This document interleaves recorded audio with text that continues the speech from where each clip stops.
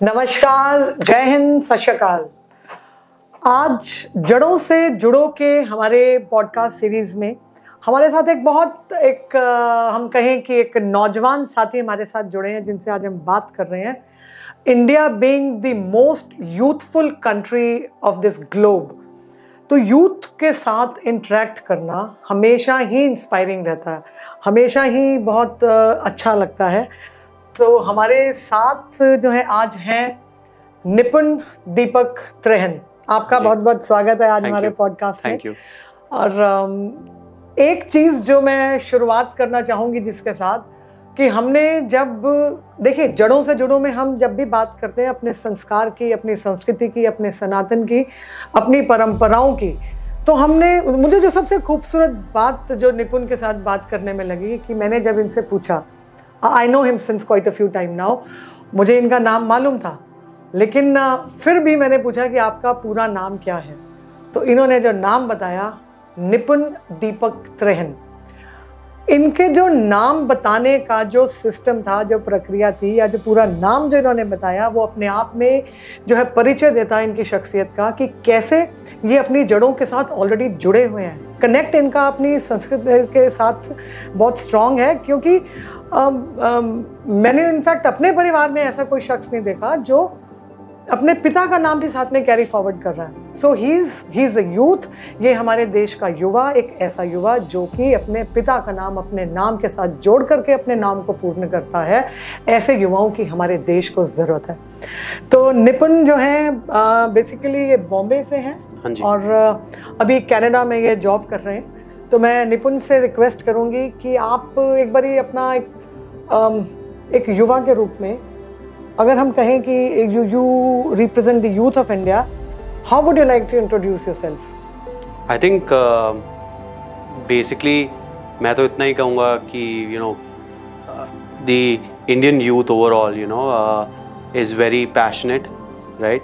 सो and एक patriotism भी है टू सम एक्सटेंट, एंड हम कभी भी अपने कल्चर से काफ़ी जुड़े हुए हैं। बी एट कोई भी फेस्टिव होता है, मैं बाहर रहता हूँ बट जैसे कि दिवाली एक बहुत बड़ा फेस्टिवल है हमारे कल्चर में, तो हम बाहर भी उसे सेलिब्रेट करते हैं, राइट? सो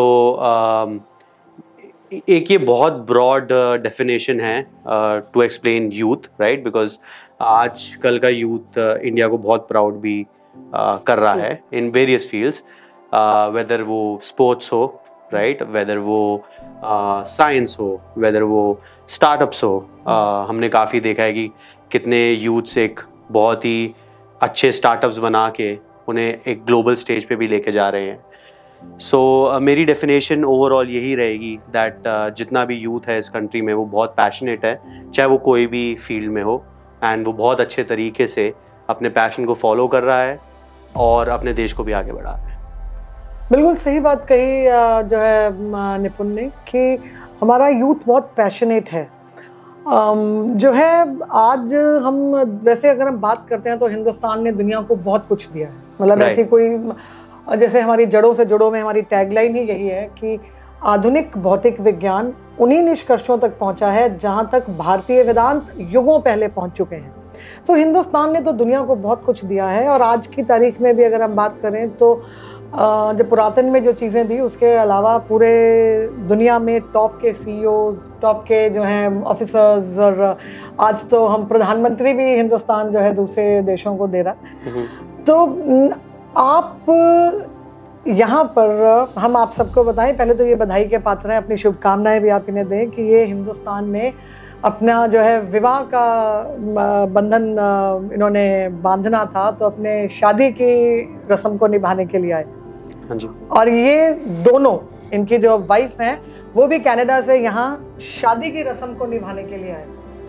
तो शादी की रस्म तो आप कनाडा में आप वेल सेटल्ड हैं, आपके कुछ फ्रेंड्स फैमिली वहाँ भी है, यहाँ से भी कुछ लोग जा सकते थे, परिवार के कुछ लोग जाते हैं, और आप ये रस्म वहाँ भी निभा सकते थे। आप खास तौर पे इंडिया ये करने, जब ज्यादातर लोग आते हैं या लड़की देखने के लिए, या लड़की वाले आते हैं लड़का देखने के लिए, आप तो दोनों ने एक दूसरे को पसंद किया, उधर आप दोनों वहीं उसी शहर के थे। हाँ जी। सब कुछ होने के बावजूद आप हिंदुस्तान में ये रस्म निभाने के लिए क्यों आए?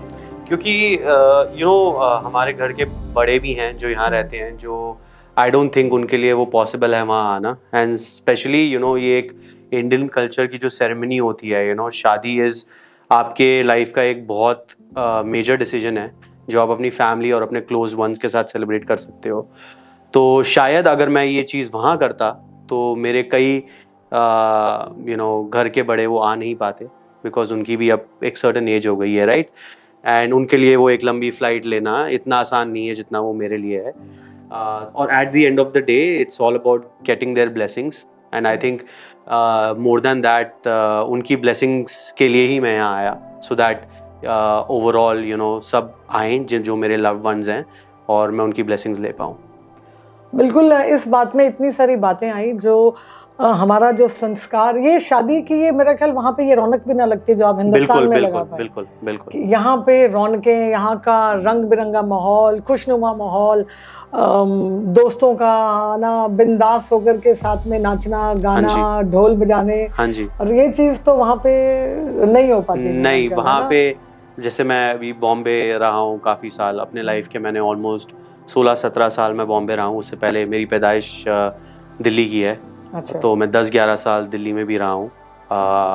तो ये दोनों शहरों में मैंने आई थिंक बहुत ही ज़्यादा यूनिटी देखी है in different ways, right. And जब बात होती है मुंबई की और या बॉम्बे की, तो वहाँ पे जब गणपति होता है इतना ज़ोरों शोरों से उसकी सेलिब्रेशन होती है, लोग रस्तों में नाचते हैं, विसर्जन करने जाते हैं, तो वो सब चीज़ ऑफ कोर्स आपको वो वहाँ नहीं मिलेगी, राइट। एंड वो थोड़ा एक सोफिस्टिकेटेड सेरेमनी हो जाती है जहाँ आप घुट के आप वो चीज़ कर रहे हो, बट यहाँ बहुत खुल के आप अपने आप को एक्सप्रेस कर सकते हो, ढोल बजा सकते हो एंड ये सब सेरेमनीज कर सकते हो। यहाँ की जो मस्ती है, मैं एक चीज़, मुझे एक इंसिडेंट याद आ रहा है कि एक बार हमारे एक दोस्त अमेरिका से, बहुत पुरानी बात है, मेरे पिताजी के दोस्त थे, वो आए, तो वो दिल्ली से, उन्होंने, हम हिसार रहते थे, तो उन्होंने जब वो हिसार आए तो उन्होंने एक बात बोली, कहते हैं कि आप ये बताएं कि आज क्या त्यौहार था हिंदुस्तान में, दिल्ली में आज क्या त्यौहार था। तो वो कहते हैं आज तो कोई त्यौहार नहीं, आज तो नॉर्मल वर्किंग डे है, आज कोई सेलिब्रेशन वाला नहीं है। तो वो कहते नहीं, सब इतने रंग बिरंगे कपड़े डाल के इतनी मस्ती में और इतने लोग सड़कों पे घूम रहे थे, there has to be some festival. So the sense is, the summary is कि हिंदुस्तान में हर दिन ही त्योहार की तरह मनाया जाता है। और इसीलिए शायद क्या आपको कहीं लगता है कि हमारा ये जो हमेशा खुश रहना, हमारा सेलिब्रेशन मोड में हमेशा रहना, हमारी कहीं ना कहीं अपनी रूट्स के साथ जो हमारा कनेक्शन है, हमारा जो लाइफस्टाइल है इंडिया का, वो हमको मतलब हेल्प करता है कि हम एक पॉजिटिव नोट में रह सकें, हेल्दी रह सकें। और जैसे कोरोना जैसी एक वेव आई, उसमें हिंदुस्तान इतनी खूबसूरती से उसको पार कर गया। क्या कहीं हमारे जो जिंदगी जीने की जो एक शैली है, उसका कोई रोल है इसमें? आई थिंक बहुत एक्सटेंड तक है, क्योंकि eight the end of the day जब आप यहाँ रहते हो तो आप बहुत ज़्यादा नेटवर्क करते हो, आप अपने आसपास के लोगों से बात करते हो, एंड ज़रूरी नहीं है कि उनका जो ऑक्यूपेशन है वो सेम हो, राइट। तो यहाँ पे काफ़ी लोग काफ़ी डिफरेंट फील्ड से आते हैं, काफ़ी बैकग्राउंड भी डिफरेंट फील्ड से आते हैं। एंड आई थिंक इंडिया एक ऐसा नेशन है, इर्रिस्पेक्टिव ऑफ द रिलीजन, जो सारे रिलीजन के त्यौहार इतने ब्यूटिफुली सेलिब्रेट करता है, राइट। वो एक बहुत की, आप बाहर कहीं और भी चले जाओगे, वहाँ आपको इतनी diversity when it comes to religion नहीं मिलेगी, बिकॉज हमारा जो डेमोक्रेटिक ओपिनियन है और हमारी कंट्री का जो हमेशा जो स्टैंड रहा है वो बहुत ही बेहतरीन रहा है, राइट। एंड उसको देखते हुए मुझे ऐसा लगता है कि यहाँ के लोग खुश रहते हैं, साथ साथ एक दूसरे को मोटिवेट भी करते हैं to grow in life, which is हर टाइम एक सपोर्ट आप एक गाइडेंस आपको अपने बड़ों से भी मिलती है, एंड एज वेल एज अपने लव वंस, फ्रेंड्स, फैमिली, उनसे भी मिलती है। तो डेफिनेटली जो जिस तरीके से लोग यहाँ पे रहते हैं, एक माइंड पॉजिटिव रहता है, लोग अच्छे तरीके से आपसे बात करते हैं, आप बहुत खुश रहते हो ओवरऑल, तो वो डेफिनेटली आपके काम में भी दिखता है। आप इतना अगर यहाँ की संस्कृति को, यहाँ के पारिवारिक सिस्टम को इतना अगर आप प्रेम करते हैं, उसके प्रति इतनी श्रद्धा, इतना जो है सम्मान रखते हैं, तो आप ये देश छोड़ के बाहर क्यों गए?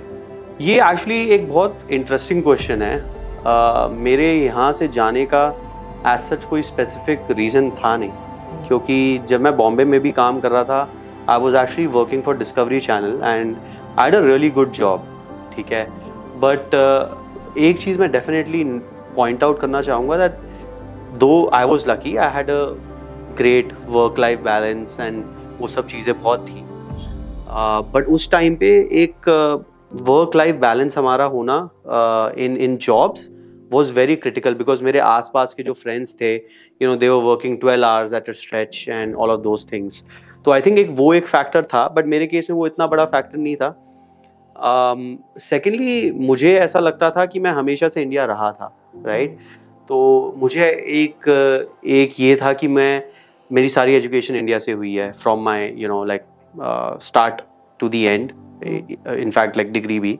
तो मुझे एक ये था कि मुझे आगे पोस्ट ग्रेजुएशन करनी है, एंड पोस्ट ग्रेजुएशन मैं यहाँ से भी कर सकता था, you have fantastic institutes here as well, but वो एक मेरा पर्सनल ओपिनियन था कि मैं शायद बाहर जाके यू नो डिफरेंट पीपल को मिलूँगा, बहुत ही मल्टी कल्चरल पॉपुलेशन होएगी, तो शायद मेरे को देश के से ज़्यादा वर्ल्ड के बारे में ज़्यादा नॉलेज मिलेगी, एंड वो ऐसा हुआ भी, राइट। जब मैं बाहर गया ज़रूरी नहीं था कि मेरे क्लास में सिर्फ इंडियंस थे, I had people from Brazil, I had people from you know China, तो वो एक डिफरेंट एटमॉस्फेयर था, and I think it is a good learning experience, and मेरा मेन रीज़न यही था कि I just wanted to do my education, and the platform which I got, you know, I checked out a few countries.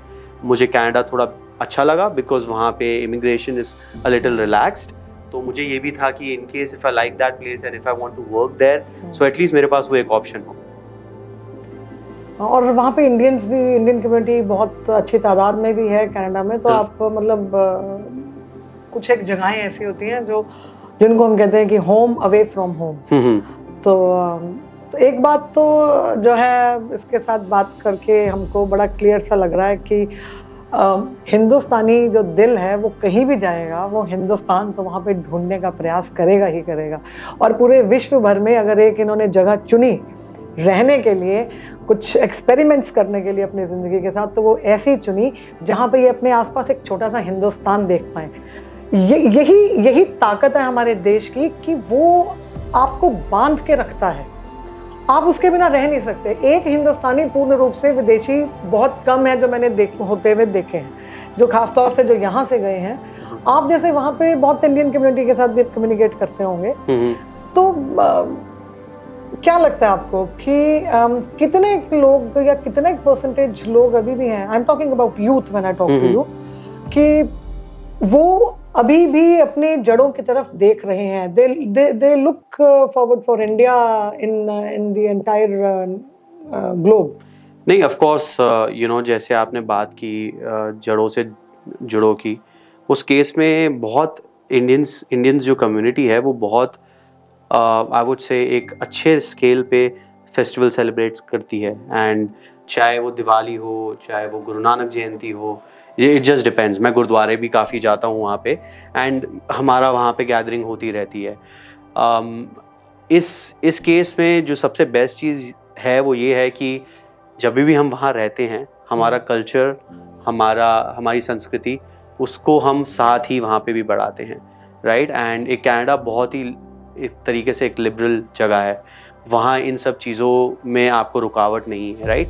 So Canadians believe in, you know, having community. So उस case में even being an Indian living in Canada, आप अपने आप को fully express कर सकते हो. मैं वहाँ अपनी गाड़ी पे हिंदुस्तान का फ्लैग लगा के भी घूम सकता हूँ, मुझे कोई रोकेगा नहीं, राइट. तो उस चीज़, ये बहुत डिपेंड करता है आप कौन सी जगह रह रहे हो. कई कंट्रीज़ हैं जहाँ आप इतनी ओपनली नहीं घूम सकते, राइट. बट कनाडा में ऐसा बिल्कुल भी नहीं है. हम बहुत ही अच्छे तरीके से हमारे सारे फेस्टिवल्स सेलिब्रेट करते हैं. इनफैक्ट मैं तो प्रॉपर कुर्ता पजामा दिवाली वाले दिन पहनता हूँ, फुलझड़ियाँ जलाता हूँ. मैं इनफैक्ट वो पूरी चीज़ें करता हूँ जो शायद मैं यहाँ होता तो मैं वो बिल्कुल करता, राइट. एंड हम सब जितनी भी इंडियन कम्युनिटी है, हम दिवाली पे सब मिलते हैं, कभी किसी के घर लंच होता है, डिनर होता है. बहुत ही सिमिलर कल्चर जो यहाँ पे भी है, एंड वो ही चीज़ वहाँ पे भी फॉलो होती है. एक बड़ा एक पॉपुलर सा थॉट है यहाँ पर ऑल्दो अब ग्लोबलाइजेशन इतना एक्सपोजर सबका है कि बाहर जाना कोई बहुत बड़ी बात नहीं रह गई आज की तारीख में, लेकिन फिर भी एक कंसेप्शन है कि कोई भी भारतीय जब बच्चा, खास तौर पे एक स्टूडेंट जब बाहर जाता है तो वो वहाँ जाते ही एकदम उसके कपड़े बदल जाते हैं, उसका पीने के जो है प्रोडक्ट्स चेंज हो जाते हैं, उसका लाइफस्टाइल चेंज हो जाता है, यानी कि वो वेस्टर्नाइज एकदम से हो जाता है। क्या ये एक्चुअल में ऐसा होता है? नहीं, बिल्कुल भी नहीं। लाइक मेरे केस में तो नहीं है, अगर किसी और का है तो आई डोंट नो। मैं तो आज भी पतंजलि की टूथपेस्ट यूज करता हूँ। हम ब्रांड का नाम ना लें, नहीं तो सब कहेंगे कि हम प्रमोट कर रहे हैं किसी नहीं को। नहीं, ये कोई प्रमोशन नहीं है, बट मैं ये ज़रूर कहूँगा कि लाइक मैं जो चीज़ें यहाँ इस्तेमाल करता था, जो प्रोडक्ट्स यहाँ यूज़ करता था, मैं अभी भी वही यूज़ करता हूँ। And more than that I think एक बहुत ही पर्सनल ओपिनियन है इस चीज़ में, राइट? जिस किसी को भी चेंज होना है वो उनका ओपिनियन है। आई थिंक वो उनकी चॉइस है and I respect that. But मेरे केस में मुझे ऐसा नहीं लगता, मेरी जितनी भी मैं इंडियन कम्युनिटी से वहाँ बात करता हूँ, आई थिंक काफ़ी एंड तक हम वैसे के वैसे ही हैं। अपार्ट फ्रॉम दैट, हम जो थोड़े लोग बहुत सालों से रह रहे हैं, आई वुड से 15-20 ईयर्स से ज़्यादा, उनका थोड़ा एक्सेंट चेंज हो गया है, राइट? वो बहुत बाउंड टू हैपन चीज़ होती है, बिकॉज आप जब इतने साल स्पेंड कर लेते हो तो आप उस जगह के ही हो जाते हो। सो उसके अलावा आई डोंट थिंक सो हमने कुछ ऐसा ड्रास्टिकली चेंज किया है, बिकॉज वहाँ पे भी जो इंडियन कम्युनिटी के लोग हैं, वो people prefer to stay with their parents, right? तो it's very similar the way it is, but usually वहाँ की काफ़ी यूथ 18-20 ईयर्स में they move out of their parents house. या सो बट इंडियन कम्युनिटी में वो इतना कॉमन नहीं है, it's very uncommon, right? Because it's always to be with the family, to celebrate everything with the family. तो वो एक कल्चर हमेशा से वैसा ही रहा है। और हिंदुस्तान तो वैसे भी अपने जो पारिवारिक जो एक परिवेश है यहाँ का, उसके लिए मशहूर है पूरी दुनिया में। तो ये मेरा ख्याल ये वेरी भी करता है कि कौन सा बच्चा किस परिवार, किस माहौल से जा रहा है। तो एक जो हमने निपुण से जो बात अभी हम कर रहे थे इस विषय में, हम एक मैसेज पेरेंट्स के लिए भी बड़ा इम्पोर्टेंट मैसेज इसमें निकलता है, वो ये कि अपने बच्चों को हम यहाँ एक ऐसा बढ़िया एक माहौल दें, एक जिसमें एक दोस्ताना माहौल भी हो। बच्चों को हर चीज़ हम दिखाएं, ऐसा ना उनको लगे कि वो एकदम से कैद से छूट गए हैं और उनको आज़ादी मिल गई और वो कुछ भी कर सकते हैं, वो चाहे सही है या गलत है। तो ये हम माँ बाप पे भी बहुत डिपेंड करता है। तो ये वी आर ऑल्सो पेरेंट्स, हमारे भी ग्रोइंग अप किड्स हैं, तो ये हमारे लिए भी लेसन है कि हमने अपने बच्चों को कैसा माहौल देना, क्योंकि परिवार सबसे छोटी लेकिन समाज की सबसे मजबूत इकाई है। परिवार से ही समाज का निर्माण होता है और समाज ही संस्कार का निर्माण करता है। तो ये अभिभावकों पे इसकी बहुत बड़ी जो है जिम्मेदारी है। और एक चीज़ और भी, कभी कभी ये भी बातें, मतलब जैसे जनरली ये बात भी एक होती है कि हिंदुस्तानी जो है, जो अब हम हिंदुस्तान में रह रहे हैं, हम तो अंग्रेज बन गए, लेकिन जो हिंदुस्तानी बाहर रह रहे हैं वो ज़्यादा हिंदुस्तानी हो गए। तो ये कहाँ तक आपको लगता है कि बात सही है? आई थिंक थोड़ा चेंज तो आया है पहले से लेके अब तक, बिकॉज मतलब इंडिया में because I am talking about the 90s, because I belong to that generation, right? And I have seen कि यहाँ का यूथ अब बहुत ही ज़्यादा टेक सैवी हो गया है। जब मैं छोटा था तब मेरे लिए एक बहुत ही हैप्पी चीज़ होती थी कि मैं बाहर जाता था, क्रिकेट या फुटबॉल या ऐसा कुछ खेलता था। It was always a sport, right? But अभी आप अगर आजकल के बच्चों को देखेंगे, वो बहुत ही ज़्यादा टैबलेट्स और ये वीडियो गेम्स और इसमें लगे हुए हैं। तो एक जनरेशन में मैं ज़रूर बोलूँगा स्विच आया है। मैं कल्चरली ये स्विच नहीं बोलूँगा, बिकॉज वो करेक्ट नहीं होगा बोलना, बट डेफिनेटली एक जनरेशन के ओपिनियन में बहुत फ़र्क आया है। काफ़ी लोग अब प्रेफर करते हैं कि वो बाहर जाएं मोर देन एनीथिंग एल्स, बाहर जाके अपनी एजुकेशन करें या बाहर सेटल डाउन होना चाहें। तो सबको ऐसा लगता है कि इंडिया थोड़ा आई वुड से पीछे चल रहा है, बट जो कि सच नहीं है, because you can always compare an apple to an apple, right? Now when you talk about Canada is a developed country where things are different, and with India it's a developing country, and at the end of the day the population dynamics are very different, right? I would say that even despite all of that the way you know कुछ साल पहले मैं यहाँ से गया था तो तब इतना गूगल पे और ये सब प्लेटफॉर्म्स नहीं आए थे। जो चीज़ें कनाडा में अभी तक इंट्रोड्यूस भी नहीं हुई हैं, despite being a developed country, the payment system is very, very different than India. Now, out here in India, the payment system is way quicker, way better, and you know the technology is being used in the right way. So ये एक बहुत ही mental perception होता है लोगों का कि हम बाहर जाएंगे तो हमें सब you know वो technology savvy चीज़ें मिलेंगी, जो correct नहीं है। And यहाँ पे आप एक मोबाइल के 4 पिन डाल के आप अपनी पेमेंट्स कर रहे हो बहुत ही आसानी से, जो ये चीज़ वहाँ पे है नहीं। तो मैं बिल्कुल ये कहूँगा कि काफ़ी चीज़ें हर जगह के प्रोज एंड कॉन्स होते हैं, राइट। एंड जनरेशन में डेफिनेटली एक स्विच आया है, एंड वो गुड भी है बैड भी है, बोथ उसके प्रोज एंड कॉन्स हैं। बिकॉज बैड वो इसलिए है कि यूथ अब थोड़ा अपने कल्चर से हल्का सा अवे हो रहा है। मेरे केस में आई वॉज वेरी फॉर्चुनेट, मेरे पेरेंट्स ने मुझे बहुत अच्छे संस्कार दिए और I was able to learn a lot from my father, my mom, and you know जिस तरीके से हम जब मैं छोटा था, जिस तरीके से हम फेस्टिवल सेलिब्रेट करते थे, तो मेरे लिए वो एक बहुत छोटी सी खुशी थी, राइट, जो आप कभी किसी मॉनेटरी चीज़ से वो आपको खुशी नहीं मिल सकती। सो आज भी मेरे लिए जब हम दिवाली की पूजा करते हैं घर में एंड यू नो वो छोटा सा एक आरती चलाते हैं, वो मेरे लिए बहुत मुझे सुकून देता है, जो आई डोंट थिंक अब इस तरीके से जिस तरीके से यूथ चल रहा है वो वैसे चीज़ें आगे कैरी फॉरवर्ड होएंगी। तो वो एक बिग गैप होने वाला है। आई थिंक वो काफ़ी चैलेंजिंग होगा यहाँ के पेरेंट्स के लिए भी। बिल्कुल सही बात करी कि ये जो गैप है ये बहुत चैलेंजिंग होगा, और इसके लिए कहीं ना कहीं हमें ऐसा लगता है कि इसमें हम माँ बाप भी जिम्मेदार हैं कि क्यों हमने एक स्टेटस सिंबल बना लिया है कि मेरे पड़ोसी का बेटा तो बाहर सेटल्ड है, तो मेरा बेटी जो है, मेरी भी बेटी बाहर सेटल हो, मेरा भी बेटा बाहर जाए। क्यों मुझे जो आत्मग्लानि होती है, या क्यों मैं शर्मिंदगी या मैं सोशल स्टैंडर्ड्स में अपने आप को निचले स्तर पे महसूस करती हूँ जब मेरा बच्चा बाहर नहीं जा रहा, वो हिंदुस्तान में नौकरी कर रहा है, हिंदुस्तान से ही पढ़ाई कर रहा है। बातों बातों में एक ये बात बहुत साफ स्पष्ट आई कि मेरा देश बदल रहा है। तो हिंदुस्तान जो है ये तो दुनिया को सिखाने वाला देश था। आज हम अपनी ही जड़ों से कट रहे हैं, इसीलिए ये वाले गैप्स आ रहे हैं। और एक बहुत पॉजिटिव जो मुझे एक चीज़ लगी कि जब इस गैप के बारे में कोई युवा बात करता है तो इसका मतलब कि हमने नब्ज़ से बीमारी को पकड़ लिया, और जब हम किसी बीमारी की तह तक पहुंचते हैं तो उसका इलाज तो हम कर ही लेंगे। तो ये बिल्कुल सही बात है, और हम पेरेंट्स को ये ज़रूर रिक्वेस्ट करेंगे कि वो एक स्टेटस सिंबल ना बनाएं अपने बच्चे को हिंदुस्तान से बाहर भेजने का। राइट। हिंदुस्तान में इतना स्कोप है, इतना कुछ है, दुनिया को देने वाला देश है ये।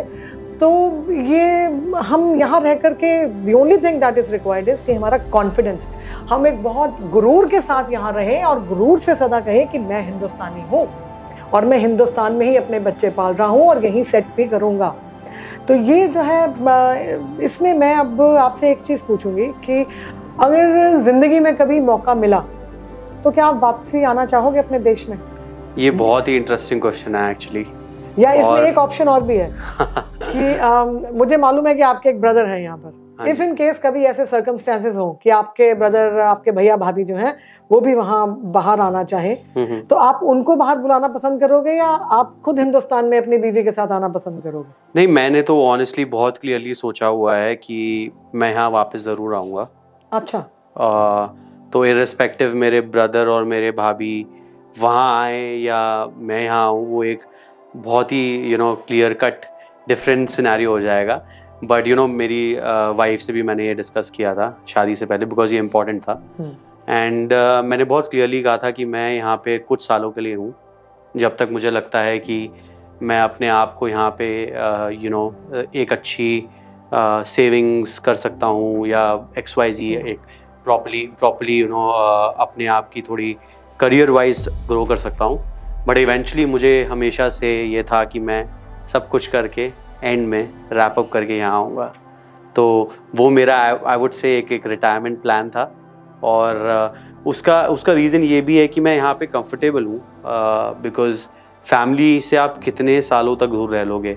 एक टाइम आ जाता है जब सारी चीज़ें धरी की धरी रह जाती हैं एंड आपको आपकी फैमिली मैटर करती है।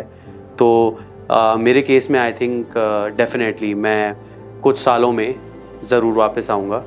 अब ये चीज़ आगे चेंज होती है नहीं उसकी मुझे गारंटी नहीं है, बट अभी एट दिस मोमेंट मुझे डेफिनेटली भरोसा है कि मेरे इनफैक्ट सारे फ्रेंड्स भी हैं जिन हमारा काफ़ी सिमिलर प्लान है कि हम थोड़ा 10-15 साल यहाँ रह के we'll together wrap up and come back, and that is also because you know आप जब एक स्विच करते हो अपने देश तो आप कभी भी वापस आ सकते हो, बिकॉज आपको अपने देश से पता ही है सब फैमिली यहाँ पे है एंड सब कुछ सेटल डाउन होना बहुत ईजी है, राइट।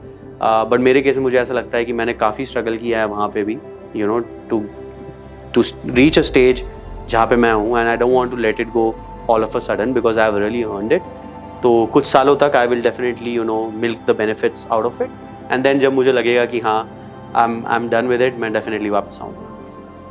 बहुत नेक ख्याल है निपुण का, लेकिन इसमें मैंने ज़्यादातर जब भी मतलब ऐसे युवाओं से बात करी है या अपने हमारे फैमिली फ्रेंड्स जो भी ऐसे रहे हैं जो इस विचार के साथ ही बाहर गए थे, वो कभी वापस आ नहीं पाए क्योंकि इन्होंने ज़िंदगी की शुरुआत करनी है। वहाँ पे जब इनके परिवार बढ़ जाएंगे, औलाद झोली में आ जाएगी, उसके लिए जहाँ उसका जन्म हुआ, जिस कल्चर में वो पलेगी बढ़ेगी, वो इनको फोर्स करेगी कि ये वहीं रहें। तो ये ऐसे हमने बहुत से केसेस देखे हैं जहाँ पे माँ बाप जाते हैं खुद को सेट करने के लिए, खुद को एस्टैब्लिश करने के लिए, लेकिन once they have the kids there, वो क्योंकि बच्चों के साथ जो रिश्ता है वो दुनिया में और किसी चीज़ के साथ नहीं हो सकता, वो और वो किसी रिश्ते से कंपैरिजन उसका नहीं हो सकता। तो जब बच्चे आने से आनाकानी करते हैं तो फिर माँ बाप भी फोर्सफुली वहीं रहते हैं और कहीं ना कहीं एक दिल में टीस रहती है कि हम हिंदुस्तान वापस नहीं आ पाए। तो हम तो यही दुआ करेंगे कि आपकी जो है ये इच्छा पूरी हो और आप अपने बच्चों को ऐसे संस्कार दें। और लोग बाहर जाके जो हैं फैमिली बढ़ाते हैं कि बच्चों को पैदाइशी वहाँ पे ग्रीन कार्ड्स मिल जाएंगे, बच्चों के कोई पीआर की दिक्कत नहीं आएगी, सिटीजन्स बन जाएंगे। लेकिन हम एक एडवाइस देते हैं कि आप अगर ये सोच रखते हैं तो कम से कम अपने जब बच्चों के पैदा होने का समय आए तो आप हिंदुस्तान में आएँ ताकि उनकी जन्मभूमि जो है हिंदुस्तान रहे। और जो जन्मभूमि के साथ मातृभूमि के साथ जो रिश्ता होता है वो आप संस्कारों में भी नहीं दे सकते। मुझे लगता है वो it comes from with in, वो एक ऐसा ऑरा होता है जो प्रकृति अपने आप बच्चे में जो है डालती है।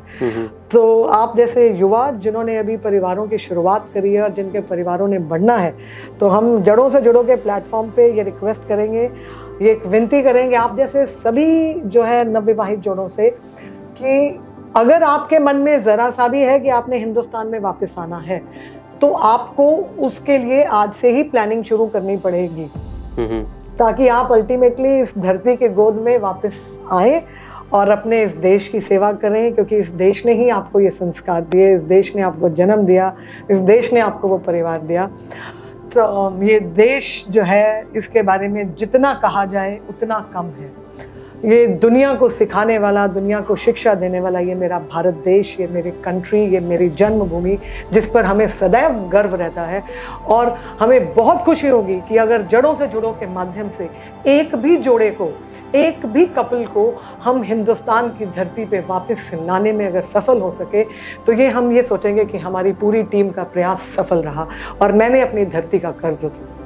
तो हमें परमात्मा शक्ति दे और सबको सद्बुद्धि दे, और जो भी अपने देश को, जो पंछी यहाँ से उड़ के गया है अपने पंखों को पिखारने के लिए, एक नई उड़ान भरने के लिए, वो अपनी उड़ान भर के शाम को अपने घोंसले में, अपने देश में वापसी आए, अपने परिवार के बीच आए। क्योंकि माँ बाप जब बीमार होते हैं तब वो उस जवानी का गुरूर उनका निकल जाता है कि मेरा बच्चा वहाँ हो। उस वक्त वो तकलीफ होती है कि आज मुझे पैसे दे करके एक नर्स रखनी पड़ रही है जबकि मेरा बेटा, बहू, मेरी बेटी और जवाई वो बाहर हैं। और कभी कभी ये भी देखने को मिला है कि माँ बाप के जो हैं लास्ट रिचुअल्स, उनके जो अंतिम जो क्रियाएं जो हमारे समाज में होती हैं वो करने के लिए भी बच्चे नहीं पहुँच पाते। तो आप सब जो बाहर जाने का सपना रखते हैं उनके लिए सबसे पहला तो एक जो है निपुण ने ये कहा कि आप अपने देश में भी कैरियर बना सकते हैं, आप अपने देश में बहुत अच्छी रोटी खा सकते हैं। और हो सके तो एक, अगर आप अभी भी एक डायलेमा में हैं कि मैं बाहर जाऊं या ना जाऊं, तो एक बारी वो गीत ज़रूर सुन लीजिएगा कि चिट्ठी आई है, आई है, आई है। तो आपको बहुत बहुत शुभकामनाएं और आप जो है हमारे इस पॉडकास्ट सीरीज में आए, तो जाते जाते आप हमारे देश के यूथ को कोई एक अगर मैसेज देना चाहें तो वो आप क्या देंगे? मैं तो बस यही कहूँगा कि बहुत सारी चीज़ें यहाँ पे भी हो रही हैं, एंड अपने इनर इंस्टिंक्ट को आप सुने, एंड चाहे वो डिसीजन हो यहाँ रहने का या यहाँ बाहर जाके पढ़ने का, दोनों डिसीजंस आर इक्वली राइट। हर किसी को एक चॉइस होती है अपने आप कोई डिसीजन लेने की। तो डेफिनेटली अपनी सराउंडिंग्स, अपने पेरेंट्स, अपने क्लोज्ड वंस, उन सब की एडवाइस लें और अपने एक इनर इंस्टिंक्ट को फॉलो करें।